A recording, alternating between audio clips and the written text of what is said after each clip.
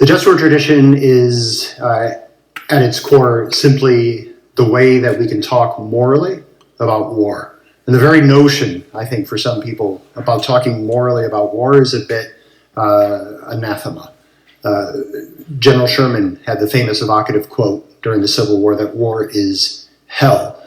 And on the one hand, he was saying something descriptively true. He's touching on the human experience of war. War is hellish.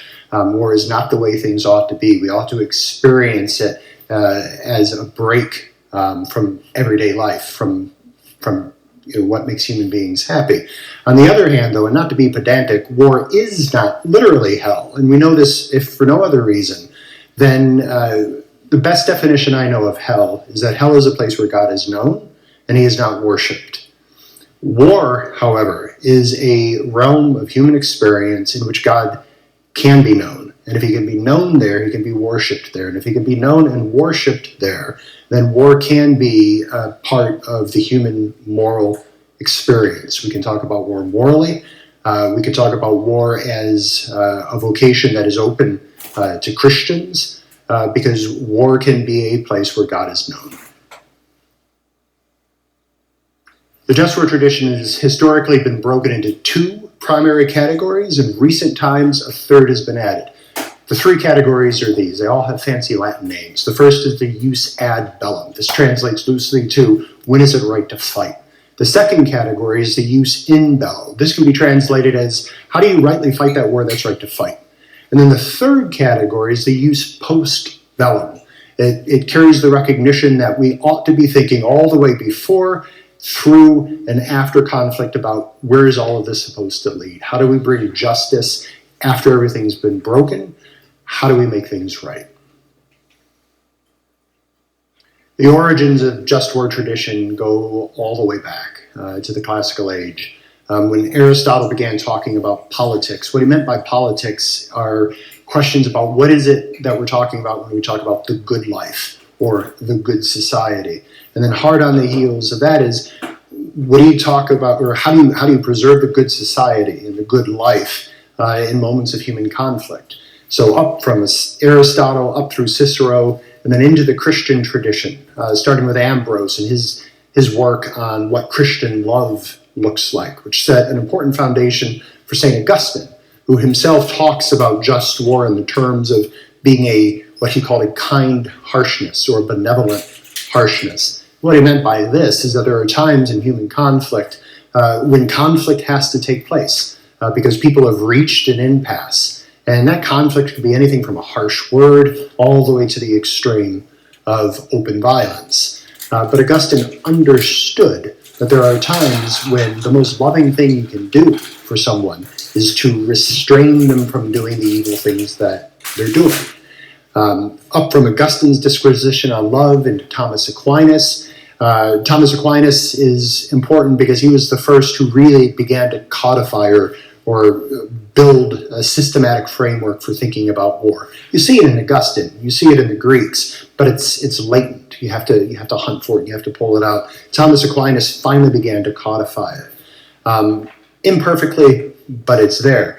What is telling is that when Thomas Aquinas talks about war, he talks about it in the Summa Theologica, in the section on love. He's talking about love, he comes to a conversation about war, and then he begins talking about love again. We'll see this in the past in St. Paul's letter to the Romans in chapter 13, which really, if you get rid of the chapter headings, Paul is talking about love. Romans 12:9, he talks about love being without hypocrisy, hate what is evil, cling to what is good. And then he goes into this conversation about government.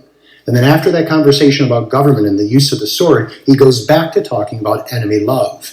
And so, like Thomas Aquinas, Paul has kind of war made into a love sandwich. War is an aspect of love. It's an aspect of love in the last resort, when nothing else will protect the innocent, punish punish evil, or requite an injustice. Now, Thomas Aquinas is a pivotal point. He looks back on Augustine and the Greeks. Everybody else looks back at him.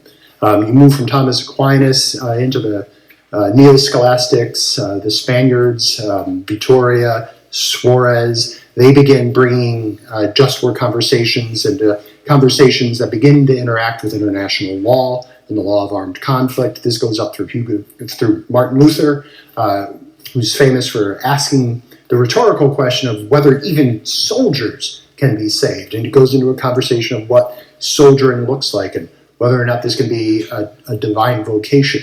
You go up through Hugo Grotius, who is a Protestant thinker who was also an international lawyer. And here we begin to see just war thinking move out of the shadow of the church and into the halls of government. You move up through him, you get into contemporary Roman Catholic theologians who continue to bring the just war tradition into the 20th century. But now you begin to see Protestants getting back into the action. You have Reinhold Niebuhr, who's considered the father of Christian realism, who I contend wasn't exactly a just war thinker, but he begins using some of the language that is going to be familiar to just war thinkers. This bleeds into Paul Ramsey, the Methodist theologian who probably saved just war thinking for Protestantism. He's an important figure. One of the major points of contention between what can be one strain of Catholic thought on just war and a strain of Protestant thinking is what is the actual underwriting motive of just war thinking. Some will say that the just war tradition carries a presumption against war. War is the thing that must never be, but there are certain times where, we can't do anything but war, this presumption against war. Others have come along and said this isn't the way it is. What just war carries is a presumption against an injustice. And so it says that if you see a sufficiently grave injustice, you have to do something about it. That might be a rebuke, that might be a sanction of some kind, but you have to stop it, even if it brings us all the way to the point of open conflict. This is important because it gets to the core of war. What's really at stake? What is the overriding value? Is war the problem to be overcome, or is injustice the problem to be overcome? The Christian realist line, coming up from Augustine through Hugo Grotius into Reinhold Niebuhr and Paul Ramsey, would say that the injustice is the problem to be resolved, and war is the means we do that in the last resort. The jus ad bellum category, when is it right to fight, is broken into three major, we call them deontological or primary categories, and then there's some prudential categories. The deontological categories, these are the ones that have to be there in order for war to be right. They are right authority, just cause, and proper intent. Incidentally, these map onto Augustine's three primary goods for political life. Right authority is order. Just cause is justice. Right intent is peace. Now let's get into those. Sovereign authority says that before somebody can determine whether or not a nation ought to go to war, they ought to have the authority to determine whether or not a nation ought to go to war. So the sovereign is he or she over whom there is no one greater charged with the care of the political community. That person or that body of people alone have the responsibility to determine when a nation has to go to war. Just cause begins to give them their criteria for when it is that a nation might have to fight. And this is broken itself into three main categories. The first is the protection of the innocent. The second is requiting an injustice or fixing a wrong. And the third is the punishment of evil. All of these things have to be to a significant depth. So one could say protecting the sufficiently threatened innocent, requiting a sufficiently grave injustice, or punishing a sufficiently grave evil. These three causes can overlap, they can be singular, but one of them has to be in place before a sovereign can rightly declare a justified war. The third category is right intent. You can't just pick a fight with no end game in mind. Right intention is the end of peace. Wars should be fought to bring about peace. Now this could be tricky. Peace in the first place is for the innocents who are under attack. But in the second place, peace should be with an eye toward one's enemy. We fight our enemies, Augustine says, to bring them back into the fellowship of peace. Sometimes peace can't be had without conflict coming first. We may want to live in peace with our enemies, but our enemies have a vote. Respecting that vote, sometimes war must be, but we ought always to fight with the desire that at the end of this fight, there still may be room for reconciliation. So while this might sound crazy to some, the just war tradition presumes that war can be the first step on the path to forgiveness. Or another way of saying this is that war can be an act of love in the last resort. This idea of last resort brings us to some of the prudential considerations. The prudential or the wisdom criteria are ways to constrain the deontological or the primary categories. It may be that a sovereign authority has identified a just cause and has the right intention of warring for the sake of peace and reconciliation, but circumstances might dictate that it would be unwise to embark upon the war nevertheless. The prudential criteria are a myriad. Some of them are these: probability of success, proportionality of ends, declaration of war, and last resort. To go briefly through a couple of these, the idea of a proportionality of ends simply says that the harms that come from the successful completion of a war ought to be outweighed by the goods that will come from the successful completion of a war. If it's the obverse, then war is probably not prudential. But this idea of bringing a war to a successful conclusion immediately calls to mind the probability of success. It may be that we have a just cause, a right intent, but we have no chance of bringing this war to a successful conclusion. If there really is no chance, then in most cases, the war is probably unwise to embark upon. Then you have categories of last resort. Many people think last resort means you have to literally try everything you can to avoid the fight. Not necessarily. All it asks is that you think wisely about the other options, but if it seems unlikely that other options are going to protect the innocent, punish evil, or requite the injustice, then the allowance for war is met. Sometimes it's obvious that no other means will do. And then the last one of declaration of war, this is just the idea that a nation ought to declare to the enemy that they're about to fight. Some people will say, well, it'll be pretty obvious when the bombs begin to drop. But it's more than that. Declaration of war is another aspect of last resort, in that here is the opportunity for us to declare what our grievance is, how war can be avoided, and it gives the enemy one final opportunity to stand down. We know that words carry power. God spoke, the universe came into being.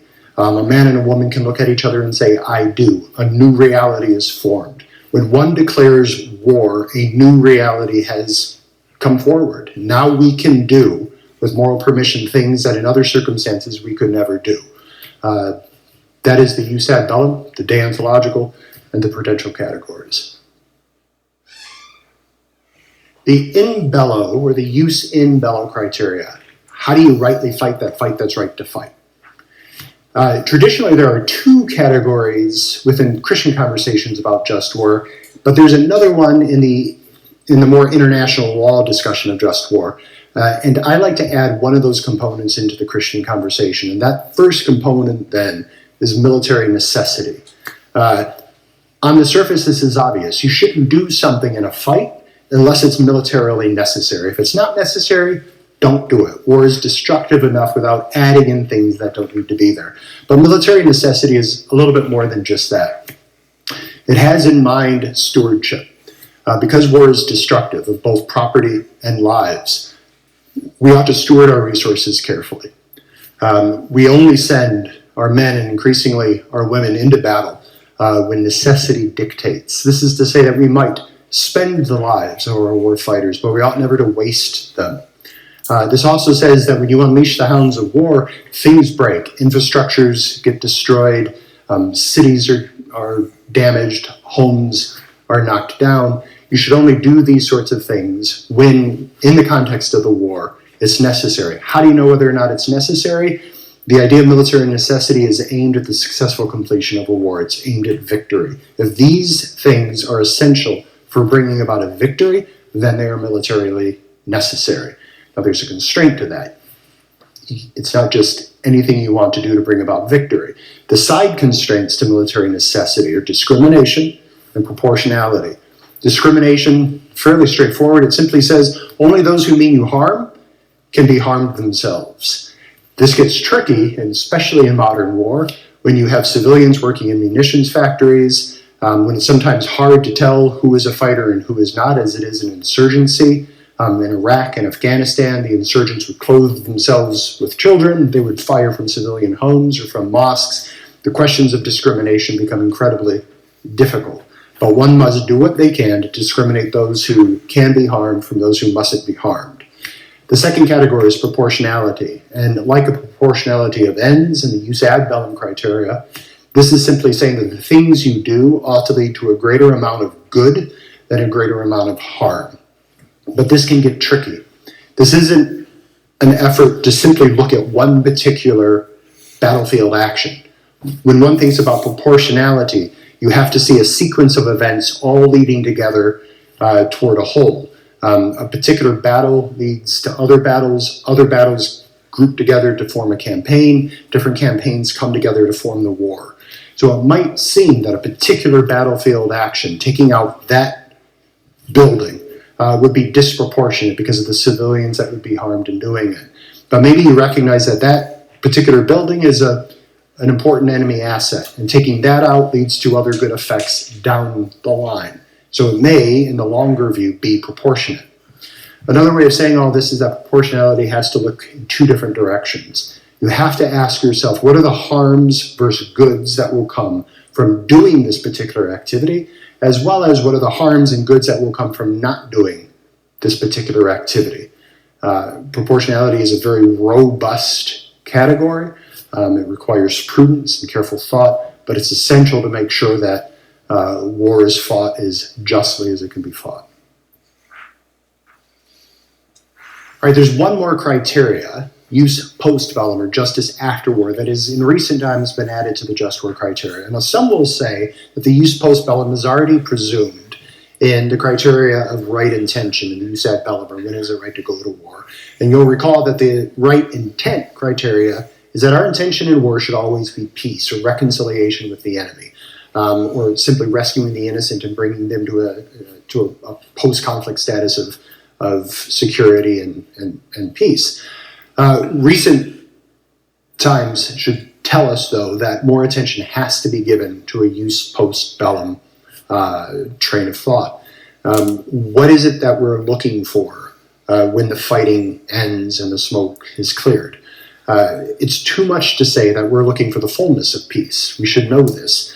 Peace in the biblical definition is shalom. Shalom is comprehensive welfare extending out in every direction. That's too much. We're never going to have that in time. But we can approximate conditions of peace post bellum. In some situations, that might be very modest. We want to move the government with which we're warring into a slightly better, a slightly more pluralistic, a slightly more secure, a slightly more just society. Just nudge them along. Peace could also simply look like getting somebody to stop gassing his own people, end that particular activity. Peace could look, and ideally looks, like the situation that we now enjoy with Germany and Japan, where post-bellum we have been able to move into a relationship in which we could help rebuild them, we could bring them back into the community of nations, and we can enjoy as much concord as one can expect to enjoy within history. It's not always like that. Peace is sometimes too much to ask for, and so all you have is a succession of violence. Peace is comprehensive welfare. We can approximate it in history. We can get closer to it. But if at the end of the day, all we've done is to rescue the people that needed to be rescued, or to the degree that we were able to requite the injustice, or to punish the evil that needed to be punished, we can be content with that. But peace should always be the desired end, and we should prepare for it. In the case of World War II, that sometimes means grim things. Going back to World War I first, Versailles taught us that you can't have peace unless the enemy knows that they've been licked. General Pershing famously said that the Germans did not know that they had been defeated, and yet we had peace with them, or a peace treaty with them. But a generation later proved that the peace that we had in hand wasn't a real peace. It was just a cessation of violence until we had raised another generation for the meat grinder.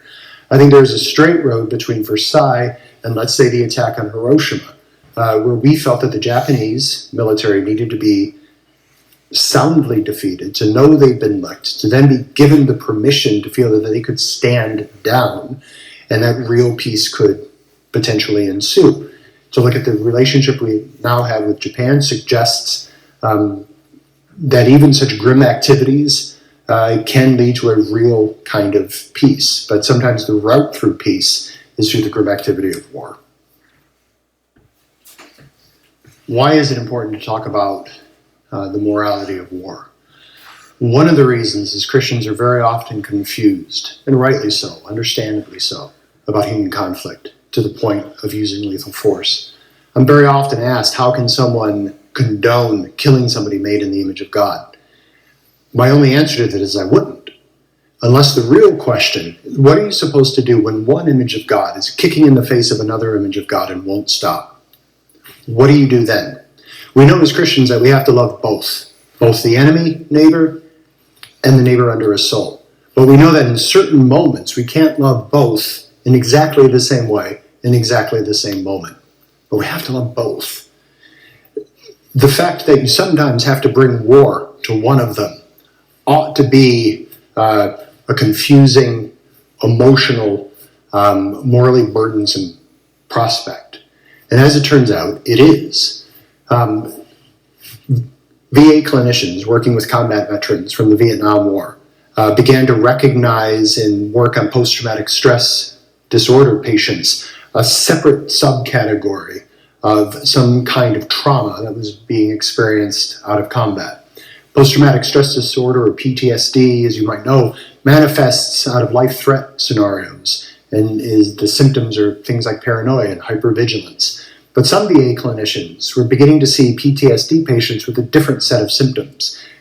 They might have the hypervigilance and the paranoia of the typical life-threat trauma, but some of them were also showing signs of deep remorse, regret, shame, crippling degrees of sorrow. The clinicians began to dig deeper into this and began to realize they were dealing with something separate. What they were dealing with seemed to have something to do with these combat veterans believing that they had done, or were allowed to be done, something that went against a deeply held moral conviction. As they dug deeper, they began to realize that all of them, to a person, had a kill in their background. And it might be the accidental death of a non-combatant. In some cases, it might be an atrocity.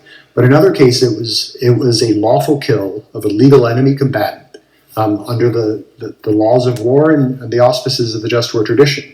But it turns out that a kill in combat is the number one predictor for a moral injury.